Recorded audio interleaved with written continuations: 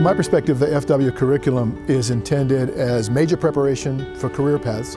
So we help students identify career opportunities in fields like conservation, wildlife, fisheries. To be a competent fisheries, wildlife, or conservation biologist, you really have to have sound field skills. As long as we've been a department, we've had a summer field session. So our department started in 1982, and so did our field session. We give them a huge buffet of options while they're in this field course, and it ranges from trapping small mammals, trapping bears, also identification of plant communities. All of this put together really sets them up for the curriculum. People leave our program and become professionals working for DNR, consulting firms, cities, or something like that. But I think a second really critical part of our curriculum is helping people become better citizens. Curriculum offers a lot of opportunities to get real-life experience. So there's a lot of opportunity to practice some field skills that you're going to need, a lot of opportunity to do the lab work that you're going to have to do. You learn a lot about data collection. One of the central themes we're trying to develop through the entire curriculum is helping a student understand that there are common data sets that are used as managing professionals. We're trying to expose these people to data collection, to data analysis of these common data sets. So for example, in my class taught at the sophomore level, people go out on campus and collect field data on things like plants, animal communities, soil, water, and they use those data to analyze ecosystem management questions.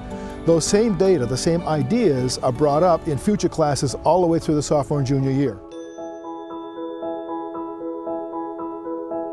The faculty are incredibly important to our curriculum in a number of ways, but I'd say most importantly in the fact that they are the ones who are actually sort of detecting trends in the field and making sure that our curriculum sort of keeps pace with those trends. When you think about fisheries and wildlife, it's primarily human dimensions, and human dimensions is social science, what individuals think, what they value, how people work together to achieve change. And they vote better, they're more sensitive, they enjoy the outdoors better because they've been through this experience, they know more about the curriculum and the resources. What we try to do is build it throughout the curriculum from the very beginning, because often a student comes in and thinks, oh, I'm going to study a fish. Well, if they're trying to keep that fish there, who cares about keeping that fish there?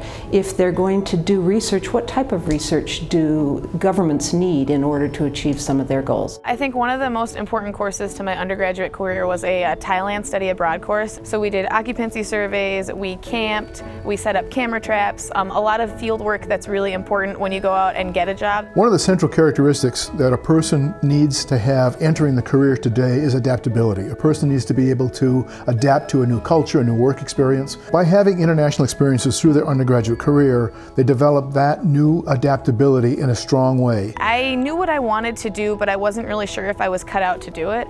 And that course really kind of threw me to the deep end and said, you know, this is the skills you need to have, this is what a day in the life of the job looks like. A number of students choose to select an internship. There are a lot of different examples. They may work for U.S. Fish and Wildlife Service, the Department of Natural Resources, Minnesota Zoo, Como Zoo. The university has made a major focus on interdisciplinary learning, and especially going into the future as the society demands students that come out understanding how their particular expertise fits into a variety of different ways of knowing. All of the faculty bring their own research into their classes in a variety of different ways. And it may be simply through talking about their research. In some cases, in smaller classes, they may actually have students participate in their research. I teach a class on environmental policy, law, and human behavior. Already that's interdisciplinary. How does a law cause an individual to act? How do individual actions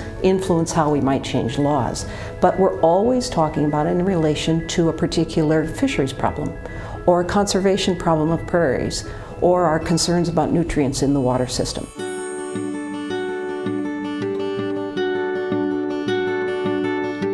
I think there are three major themes that we try to pursue in helping students develop communication skills. One is the writing experience. People take writing intensive classes, so they write in their classes. Second is group dynamics, where people write or carry out projects and communicate with each other in a group setting.